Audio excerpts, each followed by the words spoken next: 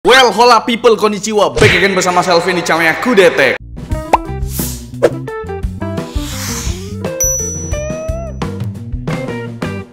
Di video kali ini sudah jelas ya kan, sudah menggunakan rompi, sudah ada PC depan kalian ya kan. Saatnya kita akan merakit PC di episode ke-88. Jadi salah satu teman YouTuber kita namanya Pak Dendi ya, channel YouTube-nya tuh namanya Ditech Indo, itu tiba-tiba menghubungi saya untuk merakit PC. Budgetnya tuh 11 jutaan something gitu lah. Jadi ya udah aku rakit lah seperti biasa ya kan. Kemarin live streaming rakit PC lah, ini PC-nya. Jadinya kita bakal bahas performa gitu kan di episode ke-88 dengan budget 11 jutaan gitu. Jadi gak usah lama-lama, kita hidupin dulu lah. Nah, jadi Pak Dendi itu pengen rakit PC 11 juta tapi temanya itu tema putih-putih gimana gitu. Jadi seperti inilah gitu. Oke, kita jabarin dulu komponen yang digunakan tuh apa aja gitu kan. Pertama buat prosesor ya. Prosesornya tuh kita pakai Core i5 12400F. Ini udah punya 6 core 12 thread ya. Sayangnya nggak punya i-core P-core. I-core P-core tuh adanya di 13 series ya. Itu 13400F tuh udah punya i-core P-core. Ini harganya sekitar 2,2 juta something lah. Mungkin bisa dapat lebih murah dari toko yang lain gitu. Dan motherboardnya kita kasih yang bagus punya ya, supaya nanti Pak Dendi ini bisa upgrade mungkin ke Intel Gen 13 ataupun ke Gen 14 gitu ya. Kita pakai motherboard ASRock B660M Pro RS. Itu ada warna-warna silvernya lah, jadi masih nyatu sama tema putih gitu kan. Dan itu harganya sekitar 1,8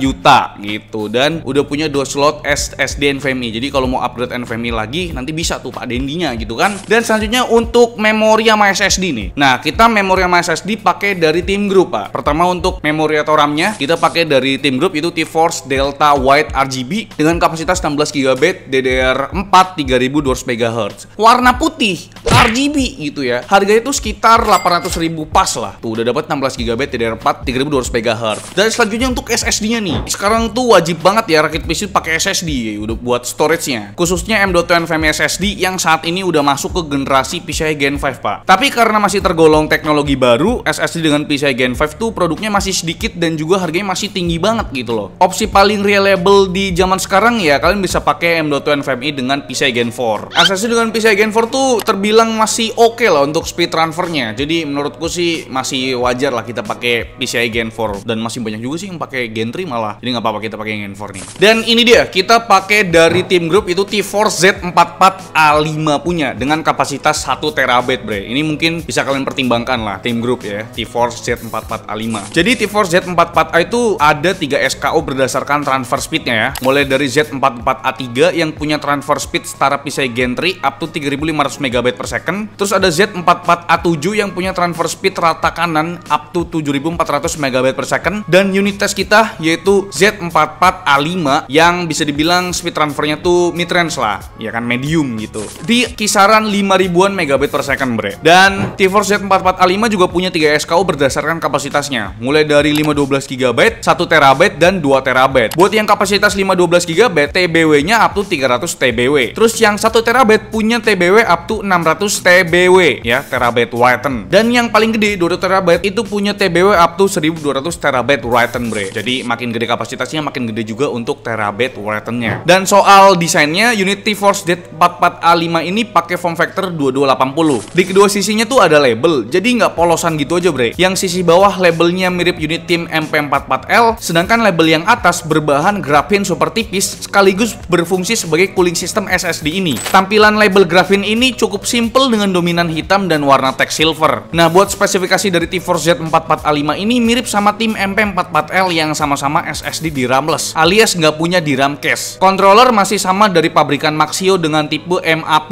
1602A berfabrikasi 12 nanometer. Controller Maxio akhir-akhir ini tuh makin banyak dipakai brand SSD NVMe. Padahal dulu itu Pison lebih populer ya. Di unit yang kapasitas 1 TB ini ada 4 buah chip NAND flash pada PCB di unit SSD ini dengan emboss kode CD05AJ02834. Gak ada info sih ya chip ini dari pabrikan mana. Kita coba tes SSD di Crystal di Smart Egg. Speed rate-nya konsisten di atas 5000 MB per second sesuai klaim T-Force. Tapi emang dari 5 pengetesan, di pengetesan kedua sempat drop. Kalau buat speed rate-nya stabil di angka 4400 MB per second dengan grafik yang cenderung menurun dari 5 pengetesan. Dan itu deh bre untuk memori RAM dan SSD yang kita gunakan. Kita pakai merek dari Team Group ya kan. Selanjutnya kita ngomongin soal VGA cardnya. VGA-nya tuh pakai apa? 11 juta tuh kita udah dapet VGA GeForce RTX 3060. Tapi yang paling murah di pasaran yaitu palit GeForce RTX 3060 dengan VRAM 12 GB. Itu harganya sekitar 4,5 juta.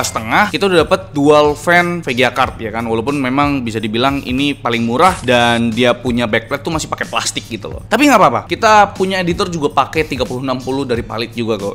Selanjutnya untuk PSU ya kan. Core FF 12400F sama GPU-nya RTX 3060 12 GB. PSU-nya apa? Nah, aku pribadi nggak mau ngasih PSU yang abal-abal ya kan. Jadi aku ngasih PSU dari Cooler Master. Itu Cooler Master MWE 550 V2. Dia udah 80 plus bronze dan kabelnya udah flat warna hitam. Dan harganya sendiri itu sekitar 750.000 gitu. Dan buat casingnya nih gimana nih? Jadi kan banyak casing warna putih dan kebanyakan casing warna putih itu harganya agak mahal pak. Dan kebetulan ini aku nyaranin casing dari Dark Flash yaitu Dark Flash DLM21 ya kan. Kenapa aku milih ini casing? Karena nih casing udah pakai mekanisme buka tutup pintu kulkas ya kan. Jadi nggak perlu baut-baut lagi dan dia mesh. Aku tuh suka casing yang mesh karena sirkulasi udaranya tuh bagus pak. Tapi sayangnya nih casing tuh nggak dapet kipas sama sekali gitu loh. Dan harganya juga cenderung agak mahal gitu loh untuk casing yang nggak pakai kipas gitu kan. Harganya tuh 590.000, udah hampir 600 ribuan. Jadi kita tambahin 4 kipas ya, dan kipasnya juga warna putih. Dan ini kipas merek Nlight F124, tapi dia RGB sayangnya gitu loh. Harga per kipasnya itu 30.000, jadi kalau beli 4 jadi 120.000. Dan untuk coolingnya, karena bapak ini pengen pakai cooling tapi budgetnya ngepas banget, kita pakein cooling yang murah-murah aja dari Kyo ya kan. Dan ini harganya sekitar 135.000. Warna putih cuma LED-nya nyala RGB gitu. Jadi ya kipasnya RGB, coolingnya RGB, terus dia punya RAM juga RGB gitu ya. Jadi putih RGB ini Ocha pasti puyeng gitu habis ini ya. Jadi itu dia komponen kita gunakan ya untuk Rocket PC episode ke-88 dengan budget 11 jutaan dan untuk totalnya sekitar 11.700.000 Pak. Sekarang kita ngomongin soal performanya nih. Kita tes Core i5 12400F pakai software Cinebench R20. Kita cuma pakai CPU cooler Cerehore dengan 2 buah heat pipe. Performa multicore dari Core i5 12400F tuh masih terbilang stabil ya bre ya. Dari 10 pengetesan cuma tes pertama aja yang miss di antara 9 pengetesan lain. Kalau buat performa GPU di raketan PC ini, kita sama-sama tahu lah ya, kalau unit GeForce RTX 3060 dari palit ini performanya sedikit di bawah RTX 2060 Super dan juga RX 6600 dari AMD. Dan lanjut ke pengujian produktivitas, perpaduan Intel Core i5 12400F dengan GeForce RTX 3060 12 GB VRAM ini udah bisa loh buat kerjaan 3D rendering. Kita tes render image scene BMW pakai GPU optik cuma butuh waktu 15 detik aja bre. Buat render 3D aja bisa, apalagi buat rendering video biasa pakai software Premiere Pro pak. Oke, kita tes nih. Preview footage di resolusi 4K lancar jaya walaupun previewnya di set full ya. Kalau buat preview full HD jangan ditanya lagi dah, lancar banget pastinya. Buat render time-nya gimana? Seperti biasa kita tes render video mentah berdurasi 1 menit di resolusi 4K cuma butuh waktu 45 detik dan di resolusi full HD cuma butuh waktu 12 detik aja. Dan selanjutnya ke pembahasan yang paling ditunggu-tunggu ya kan, yaitu pembahasan gamingnya. Ya walaupun sebenarnya Pak Dendi ini tidak main game ya kan, karena udah punya bini ya kan. Kasian banget ya kan. Oke, kita tes 12 game yang pastinya kita tes di resolusi full HD dan juga di resolusi 2K. Karena PC 11 jutaan ini udah bisa main game di resolusi 2K bre. Jadi nggak usah lama-lama, langsung aja kita playkan Anymore. Once upon a time we were both happy. Everything was fine and suddenly it leave. I was left behind, broken in pieces. Then you'd reappear. Sometimes we all feel a little afraid. We don't put our emotions on display. But I've gotta be strong. I don't wanna know if you feel it too. Your chances are gone. And I need you.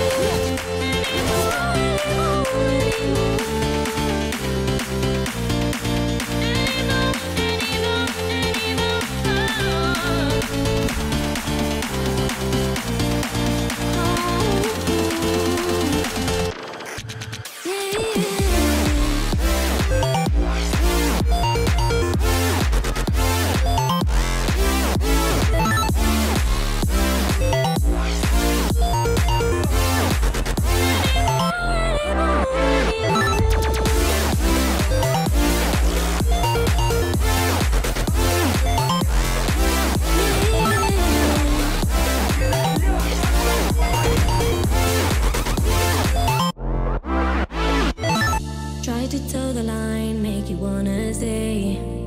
Asking myself why you keep going away. Don't want more goodbyes, so I've gotta say that although I've tried, sometimes we all feel a little unsure.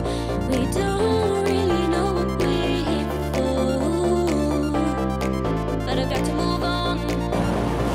I don't wanna know if you feel it too. Your chances are gone, and I don't need you anymore. Kind of initiation here with the ball starter. They can hold on to that one.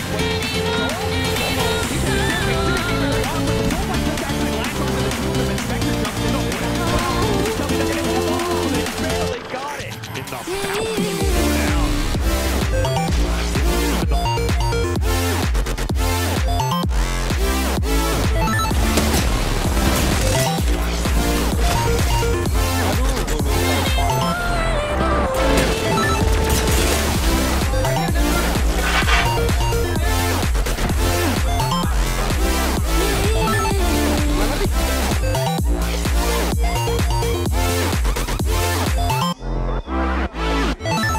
Try to toe the line, make you wanna stay.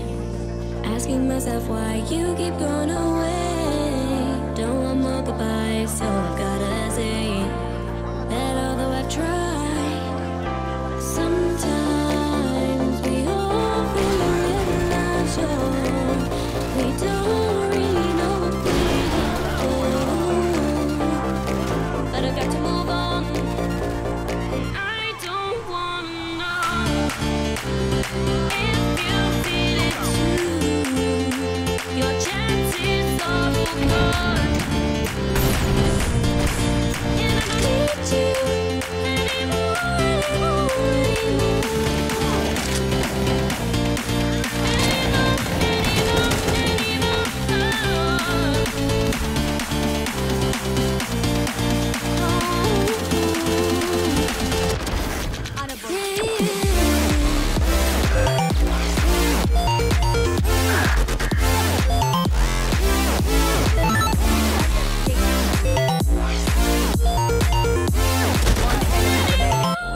Di game Cyberpunk 2077 tentu aja masih kewalahan ya bre ya. Walaupun udah pakai preset medium dengan RTX on dan DLSS-nya quality, rata-rata FPS di resolusi Full HD masih di bawah 60 FPS. Kalau di game God of War di preset Ultra main di resolusi 2K masih tembus 60 FPS-an nih. Di game Assassin's Creed Mirage dan juga di Battlefield 5 performa gamenya mirip-mirip ya. Preset yang dipakai sama-sama high dan dapat average FPS di sekitaran 80-an FPS di resolusi 2K. Terus 3 game yang performanya mirip juga ada Shadow of the Tomb Raider, Forza Horizon 5, dan juga Far Cry 6. Kita tes juga di preset high dengan resolusi 2K, masih tembus ratusan FPS buat rata-ratanya. Kalau game GTA 5 yang nggak support fitur upsampling, preset rata kanan masih tembus 140-an FPS. Wajar ya, ini game 2014. Lanjut ke game kompetitif, ada Apex Legends, rata kanan di resolusi 2K masih tembus ratusan FPS. Dota 2 rata kanan juga tembus 130-an FPS. Terus game CS2 preset high juga cocok banget dimainin bareng monitor 2K 165Hz.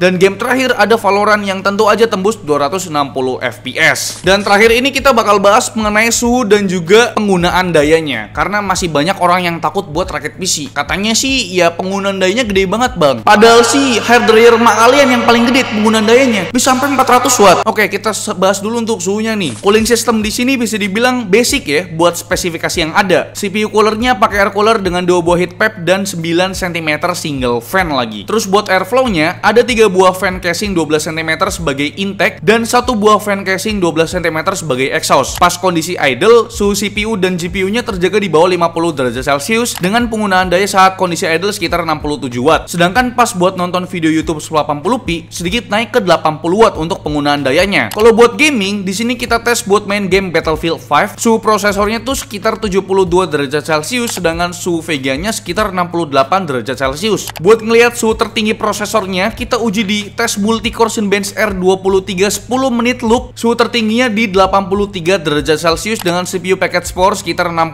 watt. Sedangkan suhu tertinggi VGA cardnya di pengujian Furmark 10 menit cuma 70 derajat Celcius, itu pun stabil alias nggak naik turun dengan fan speed kita set auto jalan di 2000 RPM. Buat ngelihat full load dayanya dari PC ini, kita stress test pakai Cinebench R23 dan juga Furmark secara bersamaan. Angka di wattmeter kita menunjukkan angka 340 watt. Jadi itu dia untuk penggunaan daya dan juga suhu dari PC episode ke-88 ini dengan budget 11 juta pak. Dan menurutku pribadi sih memang CPU cooler yang digunakan ini performanya mirip banget lah sama CPU cooler bawaan dari si prosesornya, karena cuma 2 buah heat pad dan kipasnya juga 9 cm doang. Jadi kata yang punya sih ya nggak apa-apa lah, yang penting estetikanya ada. Nanti kalau ada budget dia mau upgrade ke liquid cooling all-in-one, jadi ya biar dia pasang sendiri aja dah, karena kan ya menurutku sih gampang sih ya. Dan untuk penggunaan dayanya sih bisa dibilang nggak sampai 400 watt ya, itu pun full loadnya karena memang kita tes pakai Cinebench R23 dan juga pakai Furmark. Jadi di real skenario itu sebenarnya jarang terjadi. Rata-rata penggunaan dayanya tuh sekitar 250 watt, ya di bawah 300 watt lah, nggak sampai 340 watt kok gitu. Dan untuk performance gamingnya yang bisa kita lihat tadi ya, untuk penggunaan 2K resolusi itu masih bisa di beberapa game ya, tapi untuk game berat macam Cyberpunk 2077 ya main di resolusi Full HD aja masih kewalahan. Jadi sebenarnya idealnya buat main game Cyberpunk 2077 ya PC 15 jutaan ke atas ya men ya. Itu pun masih preset medium, bukan preset ultra gitu ya. Tapi kalau buat gaming kayak Valorant, CS2 ataupun Apex Legends mah main di resolusi 2K masih bisa banget nih PC gitu ya kan. Apalagi buat editing video ini masih aman banget gitu loh. Jadi kira-kira itu dia untuk rakitan PC episode ke-88 dengan budget 11 jutaan. Gimana menurut kalian? Coba tulis di kolom komentar. Buat teman-teman yang bingung dan mau tanya, "Bang, belinya di mana?" Ini PC belinya di toko kita. Kita ada di Tokopedia dan juga di Shopee. Linknya ada di deskripsi. Jadi langsung aja klik link yang ada di deskripsi buat beli PC ini, bre. Kira-kira itu dia videonya.